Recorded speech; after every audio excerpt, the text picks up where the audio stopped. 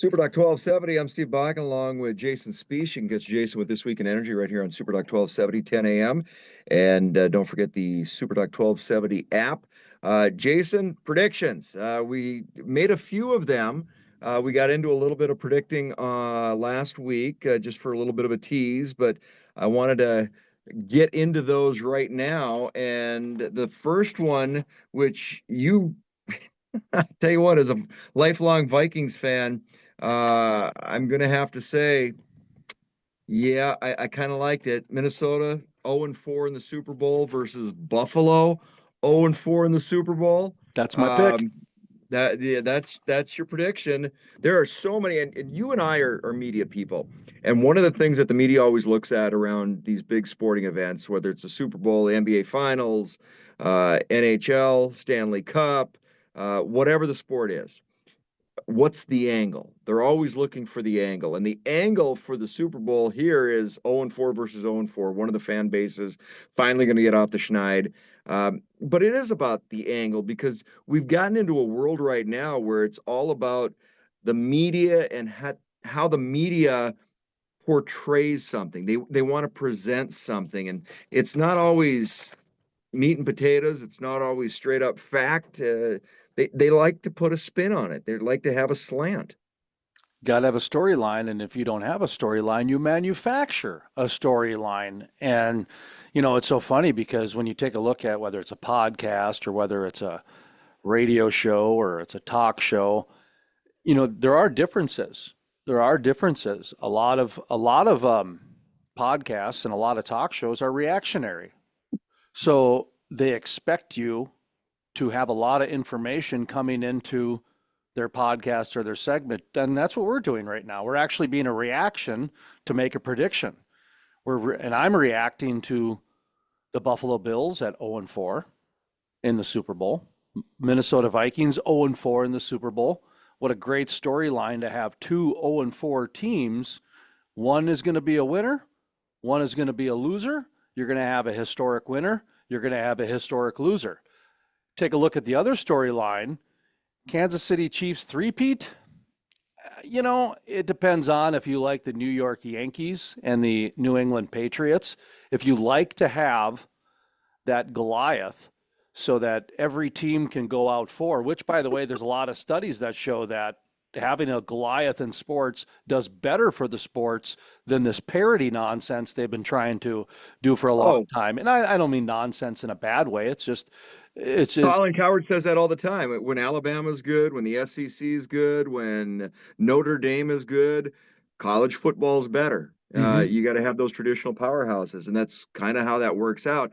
It's funny though because you talk about that powerhouse, that behemoth, that mega. It's not the Kansas City Chiefs.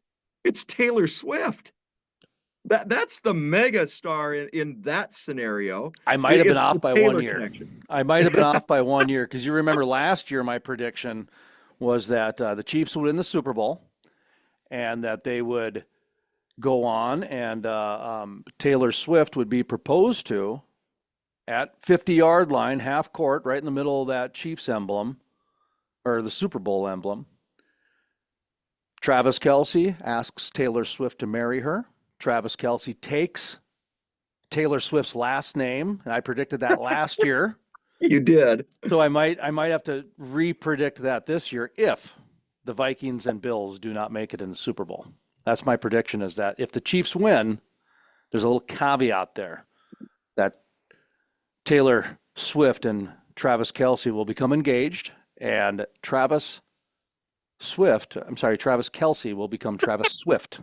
Yes. Hey, Travis Kelce. somebody's got to start the woke movement, and somebody has to Right. start that change. And when you take a look at the investment globally that's happened, I mean, look at what they've done to Bud Light. Look at what they've done to so many businesses because of this. This is just the next evolution, Steve. A man taking a woman's name will happen in 2025. I believe that. That's my prediction. Okay, so I'm going to throw another layer on that because a three-peat, and if that were to happen, and if he were to propose, then does Travis Kelce just kind of ride off into the sunset and retire from football? Because if Absolutely. And the reason he has that ability is look at the foundation that him and his brother have done. So his brother, who was a lineman for offensive lineman for the Philadelphia Eagles, is probably making more money now than he was playing professional football. Without a doubt. Travis Kelce would be in that same position because you Hmm. take a look at their marketing, their ads that they're in, their podcasting, and you couldn't have said this 5 years ago. There were two podcasters out there, three kind of. You were doing some. Joe Rogan, of course, the biggest name that's been doing it. Marlo Anderson, I'll throw him in there with what he was doing is kind of a podcast. Um, you couldn't have done this 5 years ago, but now it would be more lucrative on that 3 year three-peat. Oh, and then the Taylor Swift story. Travis Kelce be making way more money than playing football. Well, think about it. Who takes the kids to the concerts? A lot of times it's the dads. And then the dads will sit in their car or they'll go to a local brew pub and have a drink or a coffee shop. And dads aren't going to the concerts. Dads are dropping the girls off to the concert and picking them up. You add Travis Kelce in there, and all of a sudden, dad now can buy a ticket for an evening with Travis Kelce. So you go drop the kid off at the concert, and then you go into a side room at the Dome at the event center, and all of a sudden there's an intimate evening with Travis Kelce, a one-on-one, or I'm sorry, but he's telling football stories, and you can interact with him just like it's a separate VIP event. I see that as a possibility, Steve. That's what's happening here. That's what's happening here. When you take a look at the media has changed exponentially. I mean, I went through it back in the print industry when I got taken out in 2009. And take a look at what happened to the print industry. About every newspaper in America that had a 100-year monopoly went bankrupt in the next 3 to 5 years. Okay. Yep. So there's been a shift that's happened. One of the things that has come to light, take a look at what Netflix is doing, take a look at what Paramount is doing, take a look at what HBO Max is doing. They're getting into what's known as live premium events Mm-hmm. because people want a shared experience again. We actually have a live premium event every day. It's called Talk of the Town. From 9 to 11 every day on Super Talk 1270, we have a live shared event for those individuals that are a part of that. And then they can get it later in the podcast land. They can get it later on demand later. That's the whole world. But when you take a look at the Super Bowl, when you take a look at a WWE live event, when you take a look at what was the other one they just did, the Mike Tyson Jake Paul fight, what they're trying to do is they're trying to corral hundreds of thousands of people together in one specific time frame because that is extremely lucrative and advantageous to advertisers, but also to the Although people. Jake Paul and Mike Tyson was a little bit more WWE than Oh, it than was, an yeah, it actual was fake. event, but It was oh, fake it was without a totally doubt. Yep. fake. But Yep. okay, there's the Super Bowl predictions. I'm Steve Bach along with Jason Spees. You can get your Jason Sunday mornings at 10 a.m. on Super Talk 1270. Vikings and Buffalo in the Super Bowl or the Travis Kelce story. It'll unfold. The whole Travis Kelce thing is just take all of our money. That's what they're trying to do. This is Talk of the Town on Super Talk 1270. All right. In three, two, one. Super Duck 1270. I'm Steve Bakken along with Jason Spees. You can catch Jason with This Week in Energy Sunday mornings, 10 a.m. right here on Super Talk 1270. Predictions. We're talking about predictions and Trump's cabinet post. Now, if you go back to his last administration, most of those folks they didn't make a whole term, Jason. They were in and they were out, either replaced or resigned.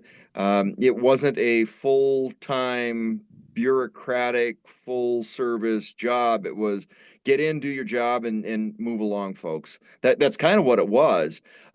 So with this slate of candidates, and now I want to preface this a little differently because once they're in, I think it matters because like Gates is already out and he never even got the job. He never got through the process.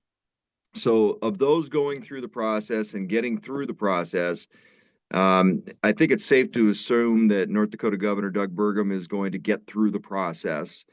Uh, what are some of your predictions as far as those cabinet posts and who's first out?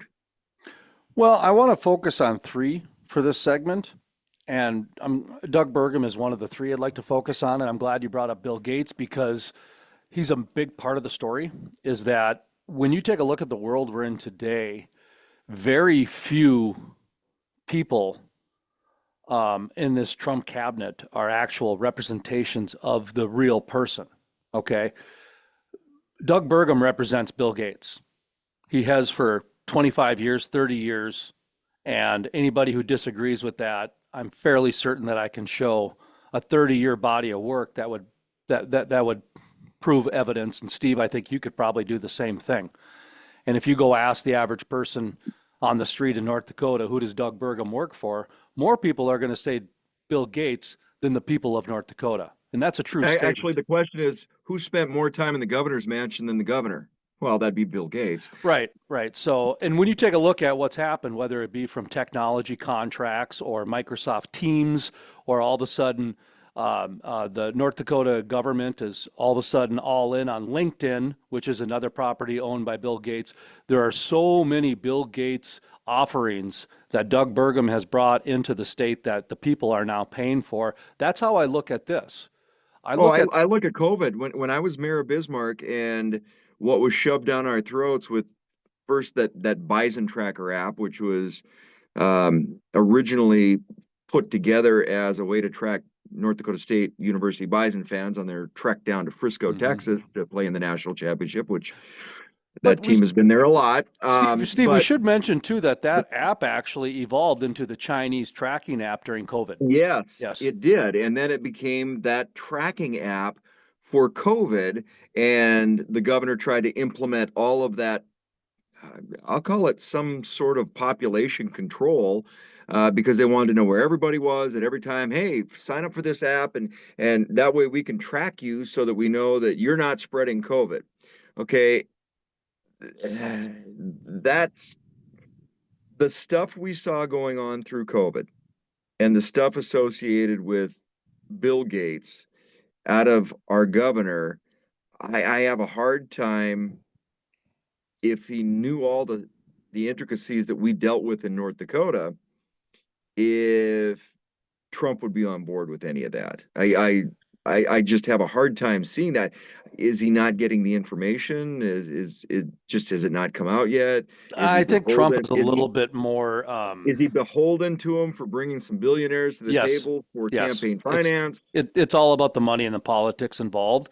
And so when you take a look at, I believe that Chris Wright became the Department of Energy secretary, or whatever it's called, Secretary of Energy, Department of Energy head, over Doug Burgum, because Chris Wright not only is better suited, but Doug Burgum doesn't care about oil and gas. Doug Burgum has never cared about oil and gas. He cares about artificial intelligence. He cares about the data mining centers, and he cares about cryptocurrency. And you forgot one. What? Doug Burgum cares about Doug Burgum. Well, that's that's number one. I'm sorry, but narcissists do. And he's actually a textbook definition narcissist. And I'm not saying that from my words. I'm saying that from a number of people that are qualified to say that. Psychologists, counselors, instructors at university. When you take a look at Governor Burgum's track record, it's flat out narcissism, and one of the worst kinds. So when you take a look at, though, he does not support the oil and gas industry.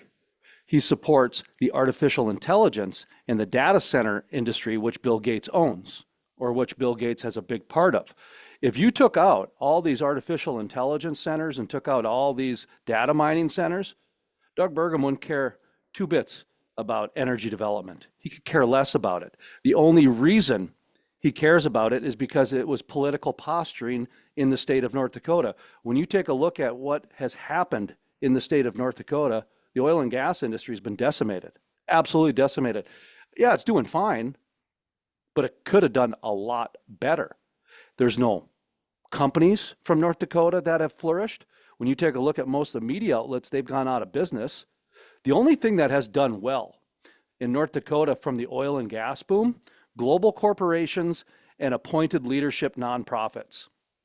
When you anybody who tried to make a dent in the oil and gas industry, somebody like Ron Ness went and created a nonprofit to compete with them.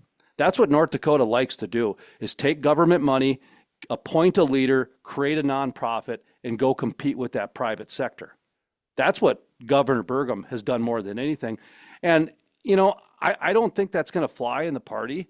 I think he's going to be the first one out. When I give you the names, these three names, RFK, Robert F. Kennedy Jr., who's health general, right? Right. Yeah, is in charge of health. Department of Health, if he gets in, yes. And he might be the first one ejected out, okay? Because he's trying to turn America more into Europe, trying to get rid of some of those polymers and trying to get rid of some of those pesticides and trying to get rid of some of the GMO crops that have made us what we are today. So he might get escorted out quickly. But Kristi Noem and Doug Burgum, I think Doug Burgum's going to be the first to go because I think he's going to feel like he's wasting his time. I think he thinks he's in the same league as Bill Gates now, and he's going to be like Rex Tillerson. Go in for about a year and get the heck out. Go do the deals globally. Go meet with Putin. Go meet with who you got to meet with. Now, Burgum will be different, obviously, because he's the Interior Secretary and not the Secretary of State, which he was rumored to be initially.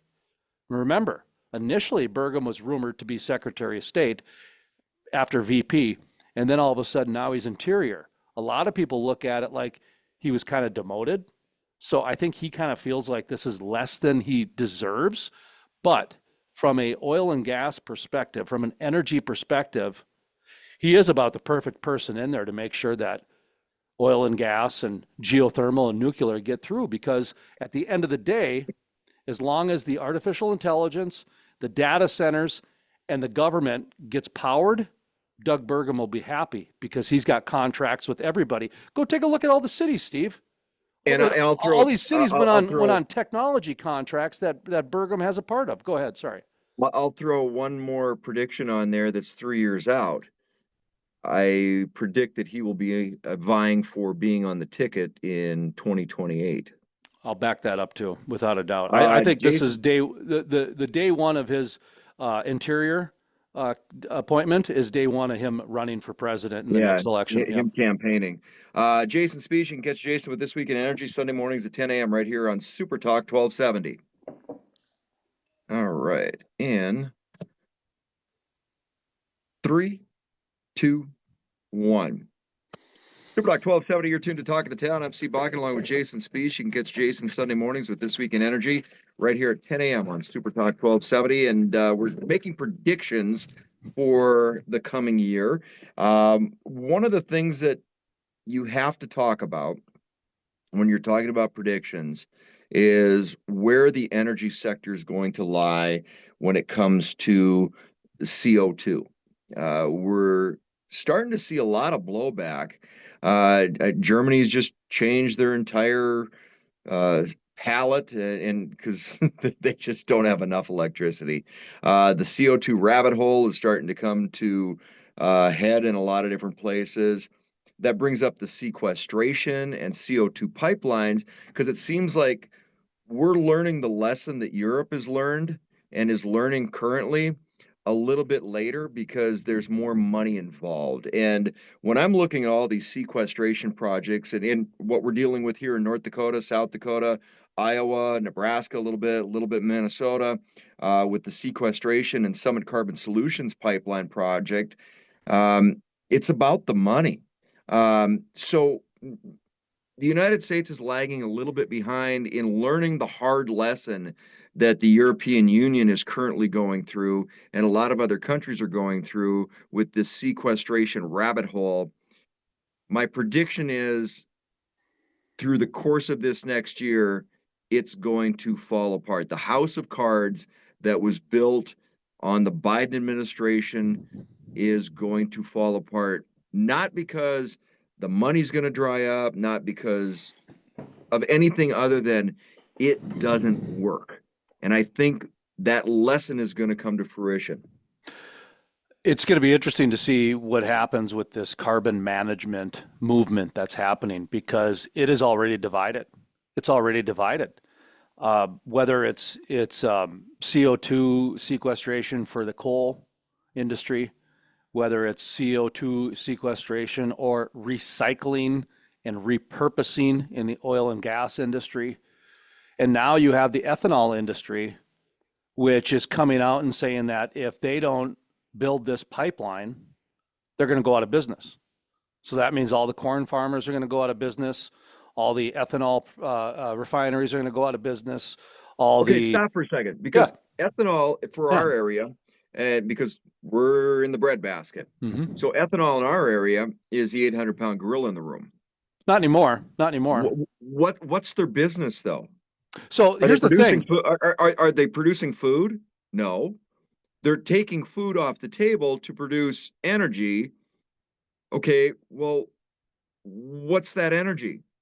Ethanol that is mandated to go into gasoline that reduces my fuel economy, that Let's just can keep it damage an simple. engine potentially, depending on what's the business. But Steve, let's just keep it simple here It's because about money. It's it, about it's money. It's always not about about money. producing It's something. always about money. But let's Can we get just farmers back to producing food? I, no, I would really no. like farmers produce food. They're not going to.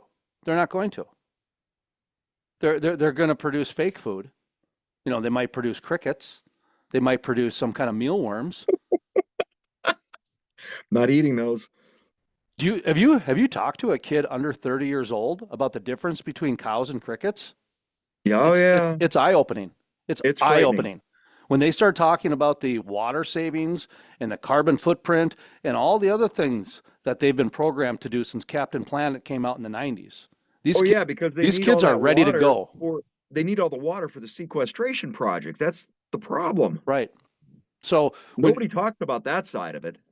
let's just take a look at ethanol for a second here because it was never agreed upon commercially.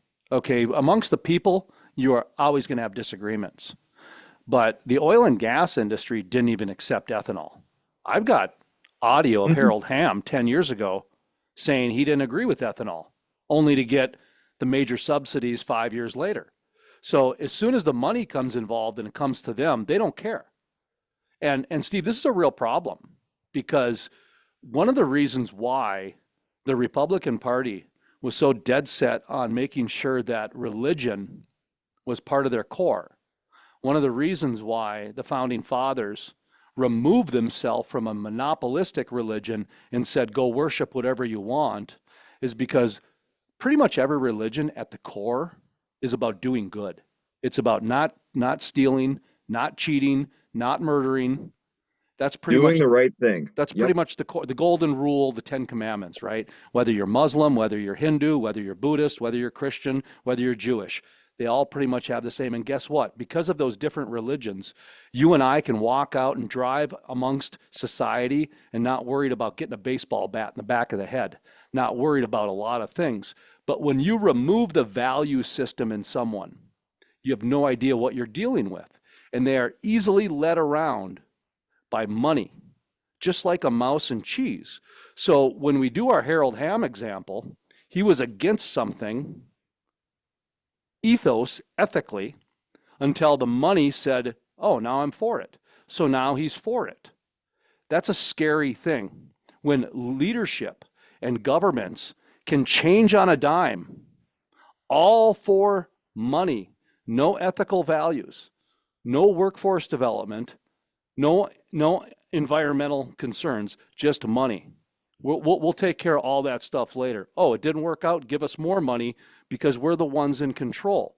So why is a government so willing to give billions of dollars to people who will change on a dime, who have a history of not being able to succeed in the things that they say they're going to succeed in, and also have an incredible amount of inheritance and millions? Like, in all honesty, why should a disabled veteran not get any help and a government give somebody like Bruce Rattler or Harold Hamm more money so their fifth and sixth house can always keep 60 degrees and internet going and toilets flushed and management companies. Think about how many additional homes these billionaires have that take money to keep the technology going, and we're turning our back on all these homeless veterans out there. Honestly, One of the things I want to bring up though too is you take a look at the sequestration and why this is a house of cards. And again, always follow the money, Jason. But look at who's opposed to this. It is across the spectrum from private landowners, who I consider very conservative private landowners, to the Sierra Club and ultra liberal environmental groups. mm-hmm. Everybody's against this except for the ones cashing the check. Right. Anybody who gets money is for it. And when you think about since COVID, there has been more money printed in the United States than the 250 years it was a country. So basically, when COVID came, the trillions of dollars that the government printed, whether it's through COVID or the IRA, the Inflation Reduction Act, or the Green New Deal, it is more money than was in the country previous to COVID, and the government controls everything. Okay? Well, you and I have talked to a number of people who said the government's controlling this whole carbon industry. If you don't get money from the government to start off with, you're not in the carbon industry. And they're doing it through universities and researchers. Well, So and it is a global movement too. it is a global That's the thing. movement. It is a global movement, and I do predict one other thing: Yeah. that Trump will pull us out of the climate accords. So I predict that. Jason Spiess, you can catch him Sunday mornings, 10 a.m. with This Week in Energy right here on Super Talk 1270. All right, in transparency. Last segment. Yes, 3, 2, 1. Super Talk 1270. I'm Steve Bakken along with Jason Spiess. You can get Jason with This Week in Energy Sunday mornings, 10 a.m. right here on Super Talk 1270. All right, Jason, we're going through some predictions, and I want your prediction on two different levels Okay. about transparency. Now, one level is government transparency, but I want to start with media transparency because media used to be the watchdog of government, and they're not anymore. That means there's no transparency in the media because we've got media, quote unquote, media that is identifying itself as media, but there's an agenda there. There's no transparency in media. I mean, I remember back in the day, my grandfather, if it was in the newspaper, it was gospel. A lot of people, if they turned on their nightly news and it was on the news, it was gospel. We've gotten away from that. Sure. People are getting their media, their news now from online, social media, clickbait. Um, that that vetting that is supposed to be part of credible media isn't there, and a lot of it comes back to lack of transparency. So, what is your thoughts on the transparency side in media, and what's your prediction over this next year? Well, I think transparency is probably going to get worse.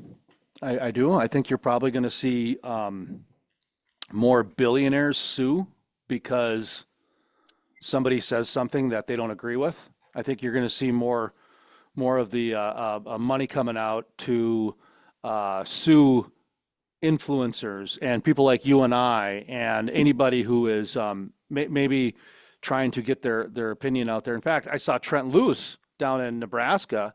He just got sued by Summit Carbon Solutions for trying to take on them. So it is already starting on some degree. Yeah, him and some other Yeah. Steve King and some other notables that were speaking out against CO2 pipelines and sequestration because they were calling it out for the house of cards that it is and the money grab that it was, and cease and desist letters, which is and unfortunately, we live in a first step world for a where lawsuit. the more truthful and transparency you are, the more you're probably going to get sued. And that's what happens when people have politicians in their back pocket. That's what really happens at the end of the day. You know, and when we take a look at North Dakota, for example, one of the biggest issues of transparency has not been Governor Burgum's cabinet, which has been terrible, and he's tripled the size of government since he started, is the Department of Commerce.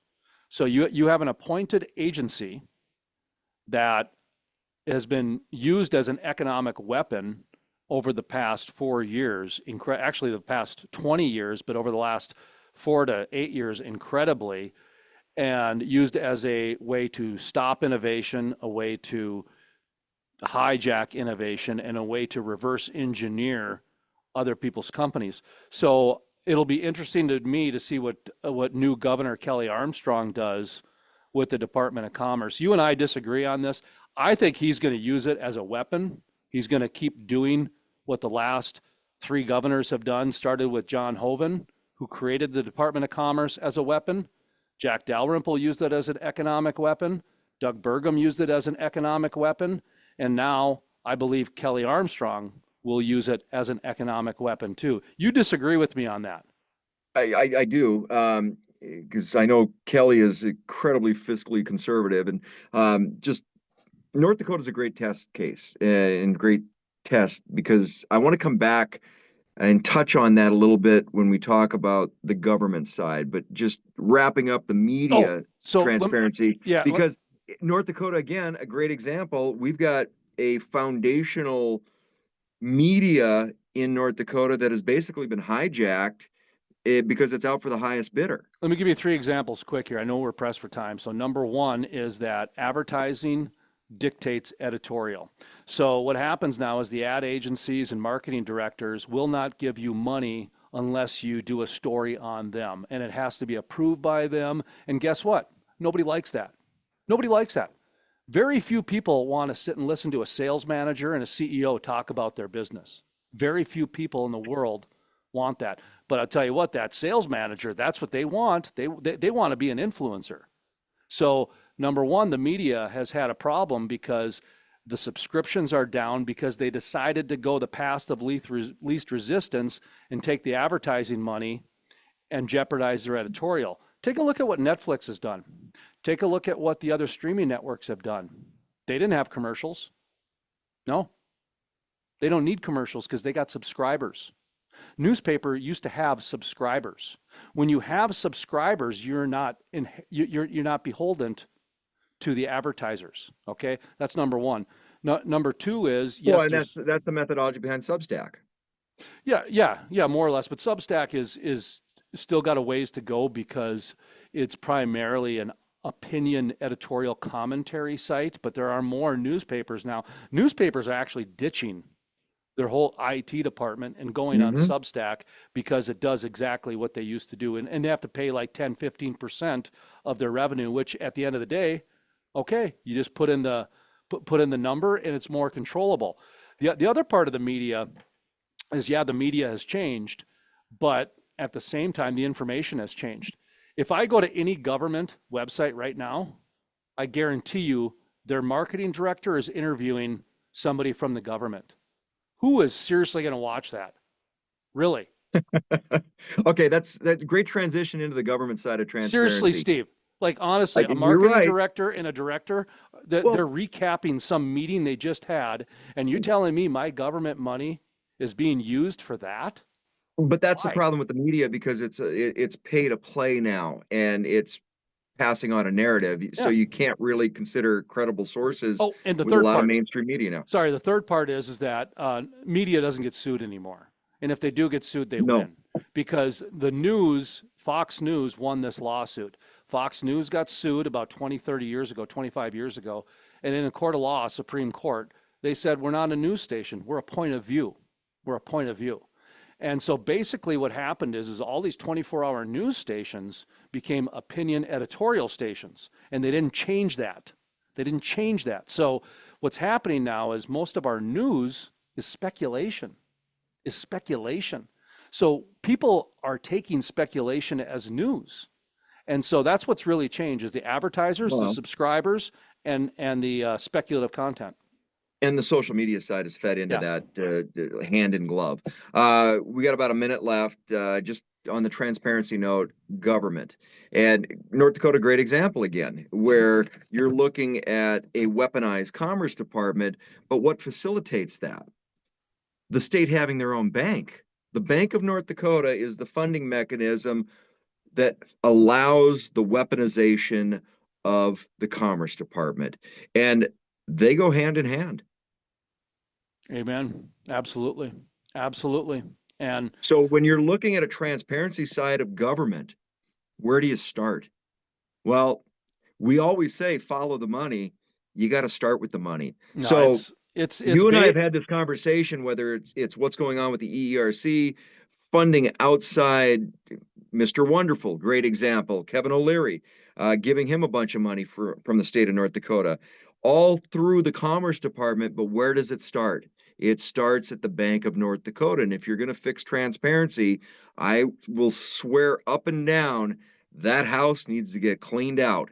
It all should start with the money at the Bank of North Dakota because that's where they're housing our tax dollars here in North Dakota. They always say that a banker is so low it needs a ladder to touch a snake's belly. So let's cut the head off the snake. Let's cut the head off the snake. Jason, always a pleasure, my friend. Just some predictions. Is it going to get better over the next year? Absolutely. It can only get better. It can only get Okay. better. All right. Jason Spees, our predictions for 2025. I'm Steve Bakken along with Jason. You can catch Jason with This Week in Energy Sunday mornings, 10 a.m. right here on Super Talk 1270.